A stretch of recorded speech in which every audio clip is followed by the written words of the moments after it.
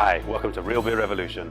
I'm Mike, and today we're at Richmond Hill Brewing Company in Port Elizabeth, brewing their 2 Rand Man. Okay, so in order to build the water profile for this recipe, you can use the Amber Full profile on the Brew and Water calculator. And here is the grain bill for a 23 litre batch of 2 Rand Man.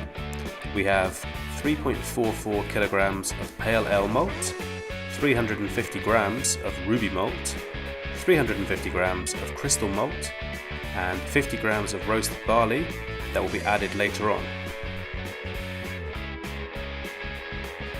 So here we are doughing in, and as usual I like to dough in very slowly, so we are adding about a jug of grain to the water at a time. And then each time we're going to give it a good stir in to make sure that we avoid any dough balls. And I think this is very important for our efficiency, so if you do it this way you should notice a much better efficiency at the end.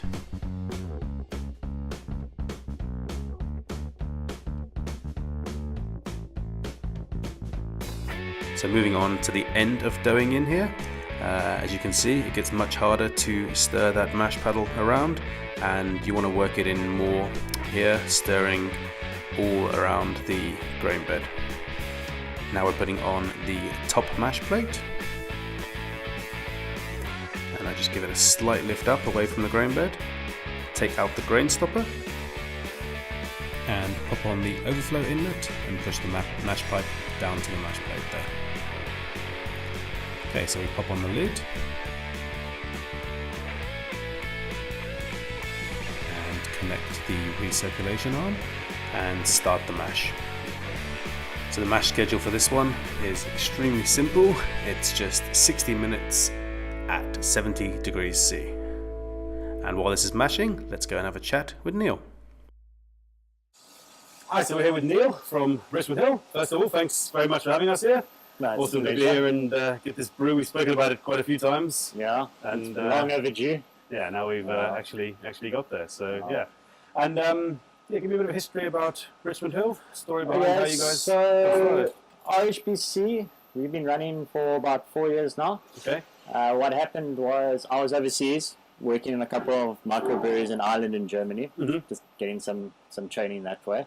And when I came back, I met up with Matt Repton. Okay. And he's the owner of Beer Yard, Beer Shack, Charlie's, all of those restaurants. Beer Shack was how I found you guys. Yeah. Initially, yeah. Nice cool spot on the beach there. Yeah, it's nice there. Yeah, very cool. Great view.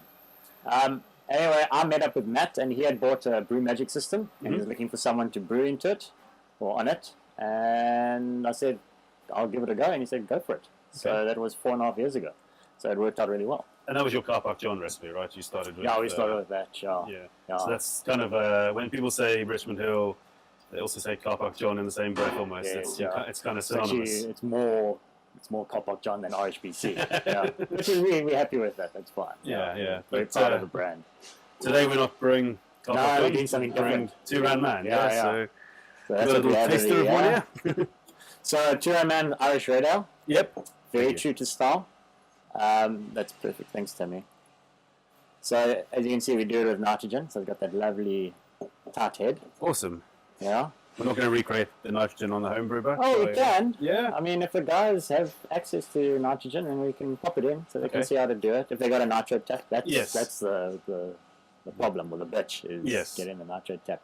But it also is a really nice beer, just carbonated. Yes, it used to be just normal carb, and I mean, it was very well received. Okay. I mean, lots of toffee flavors. You get a little bit of like a plum and raisin. We wanted it to be nice and light and drinkable, and the nitrogen helps that, makes it very quaffable. Yeah, you get a nice smoothness in the mouth from the nitrogen, don't you? It goes down very well. Yeah. Excellent. And the name's quite interesting, 2 Rand Man. Yes, 2 Rand Man. So it's named after, there's a local guy that would beg for money at the robots up Miramar Way. Okay. And he was not quite right in the head. So he would always ask for 2 Rand. So if you gave him anything more or less than 2 Rand, he'll give it back to you. So if you gave him a 10 Rand note, he'll give you 8 Rand change. Or he wouldn't take the 10 Rand at all. Really? If you gave him 2 Rand in 10-cent pieces, he would then take that money. Yeah. Because it came up to 2 Rand. Yeah. Fantastic. So everyone in the area used to know him because he was quite unique in that sense. And also, he was a very good body. He was like a dancer's body, and he would dress up with plastic packets around his wrists and his ankles, and he had a little tutu on, and he would dance up and down between the cars, asking for money. Fantastic. And everyone knows him. If you're local in PE, you know the Two-Rand Man. Maybe you don't know him as the Two-Rand Man, but you know him as someone. You know how to find him. You know of him. Yes, yeah. So that's why we decided to name the beer after him. Almost as a memory to him, because I don't think he's around anymore. Right. Yeah, I think he's passed on. All your beers have quite a cool name and a story behind them. We try, so I really like that. But you don't have many seasonal beers. You like to experiment here. Yes. You make... very much so. Yeah. I mean, I'll get bored here making Car Park John all the time. Yeah. It's great. It's a nice, interesting beer to make, Car Park. Yep. But making it 5 times a week, it gets a little bit of a drag. So the best thing to do is make lots of seasonals. I love that. I mean, that's... I just got back from the States, and that's what they do. They make a beer, they sell out, they make a different beer, they sell that one, and it creates a nice buzz behind the beer, and it's cool. You get to try something different every time. I think it can be quite boring when you come to a brewery and you've got the same 4 or 5 beers on tap, so it's quite refreshing to see. We keep our core beers on, so Two-Rand, Car Park, and then Jane Doe, the alcoholic lemonade, the hard lemonade. We keep that standard, and then we've got 2 rotationals. So we're putting another line in, so we have 3 rotationals. Oh, wow. So at the moment, we've got a smoked ale, really nice, rich, strong smoked character on that. Yeah. And the other beer it's Zach's Grog. So it's actually Zach, my head brewer. Okay. It's his first beer that he has designed himself and brewed. Fantastic. So that's why it's called Zach's Grog. You let him loose. We let him loose in the brewery, and he came up with a great beer. So we did a German Schwarzbier. Oh, wow.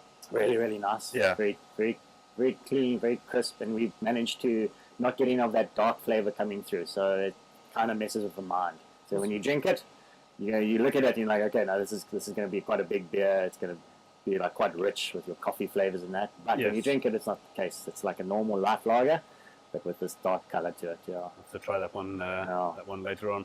And you support the local homebrew community quite nicely. You had a festival here recently for the homebrew. Yes, Club. it was our first one that we've done. It's called the RHBC Homebrew Fest. Yep. Very well attended. We were very happy with the turnout. We had 18 different homebrewers that were here. Yeah. 55 different beers. Wow. We had over 1,000 liters of beer in the day. And you had each home brewer was exhibiting their own beer on their own stand. Yeah, some of them had like 4 or 5 different beers. Fantastic. Yeah, someone tapped, someone bottle. Thanks for sharing this recipe. Now, it's quite a simple recipe to brew.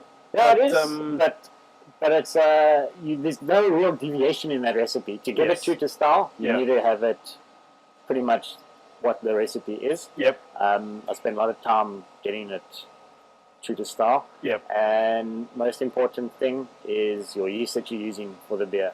Yeah. So you don't want to use like a SO4 or something like that. You get too much yeast character in the beer. You can even actually brew it with a lager yeast. Okay. You don't want no flavor coming from the yeast with the beer. It must all be malt forward. There's no bittering hops at the end or aroma hops at the end. It's all just bittering hops in the beginning to balance that sweetness. Okay. So we're using WLP001, which is very, very clean. Yep. And if you don't have that, you can also do it with USO5. Okay. I find USO5 sometimes throws out a little bit of sulfur. It can be a bit tricky. Okay. But and this recipe would also work. You don't need to do it in a grain father. We've got a single mash infusion, not even a mash out, so we can do it in a cooler box mash tun system and just hold that temperature around 70 degrees, and it'll work quite nicely as well. Yeah, definitely. Awesome. Well, I hope some people try it, and I'm sure they will. There's lots of fans of of Two-Rand Man. Yes. Like a bit of a cult following PE. So when we put it on tap for you, I'm sure there's going to be a lot of people coming through to taste it. Yeah. Well, thanks for having us again, Neil. Thanks a lot. Cheers. Thanks. Cool. Cheers.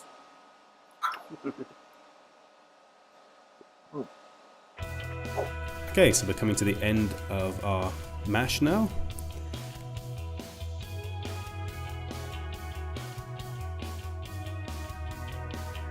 And before we lift up the mash pipe, we want to remove that top mash plate. And we're going to add our 50 grams of roasted barley on top of the grain bed. And then replace the mash plate on top.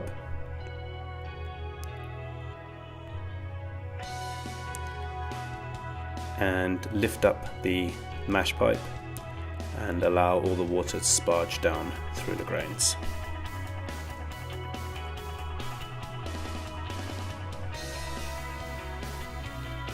So onto our sparge now, and as usual I'm adding our water about 1 litre at a time on top of the mash plate. A slow sparge really does help us to increase our efficiencies as well, making sure that we extract all of those remaining sugars from the grain. So you can see here I'm just pouring on the water on top of that mash plate, and you want to allow all of that water to drain back down from the top of the mash plate before you add any more water to the top. Typically my sparges last somewhere between 30 and 40 minutes. As a good guide, I wouldn't let the water rise above those 2 stainless steel prongs that are sticking up there that you use to remove the top mash plate with. Okay, so we've reached the end of the sparge now, and I'm going to lift up the mash pipe and remove it. Okay, so we're up to the boil now, and we're going to add in the rest of our water chemistry additions, which again you can get from Brew and Water, the Amber Full profile. And we're just going to give those a bit of a stir in, make sure we've got them all into the boil there. And then we're going to add our only hop addition to this, which is 10 grams of Southern Star at the 60-minute stage. So sprinkle them all in there. And give them a bit of a stir in.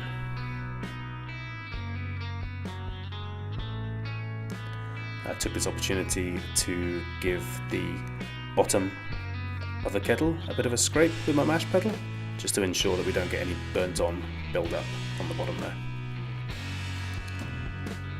Okay, so with 10 minutes to go, we added half a teaspoon of yeast nutrient and half a teaspoon of Irish moss.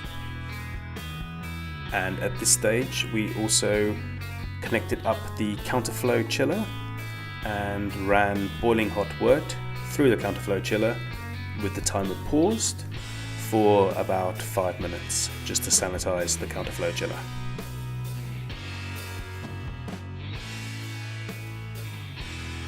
Okay, so now our boil has finished, and we're going to do a 5-minute whirlpool with the drill whirlpool paddle attachment, and I gave it a 10-minute stand after this whirlpool.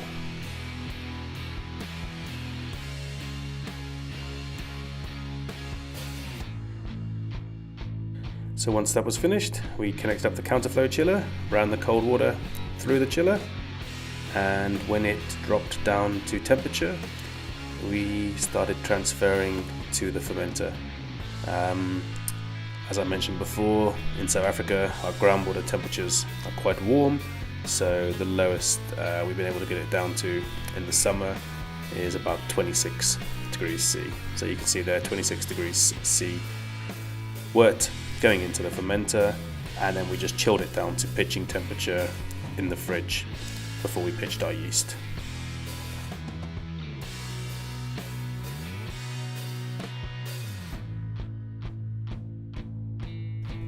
So once that dropped to pitching temperature, we were ready to pitch our yeast. We actually used some slurry from one of the fermenters, but the yeast strain that Neil uses is White Labs WLP 001, but as he mentioned in the interview, you could also use US-05 for this recipe.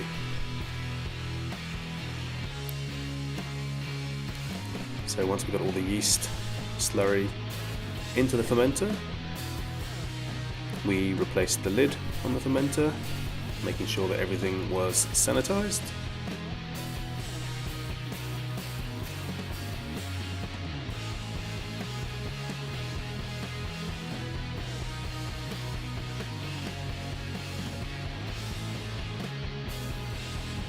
and then we connected up some oxygen to the fermenter just to oxygenate our wort.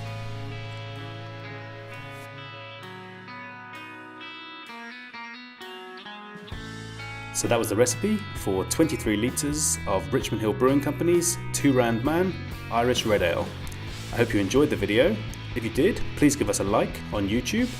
It really helps us out, and also follow us for future content. We have some great brews coming up in the near future. I want to thank Neil and his team at Richmond Hill Brewing Company for sharing this amazing recipe with us. If you're in the area, do stop in and have a chat with Neil and a nice pint or two.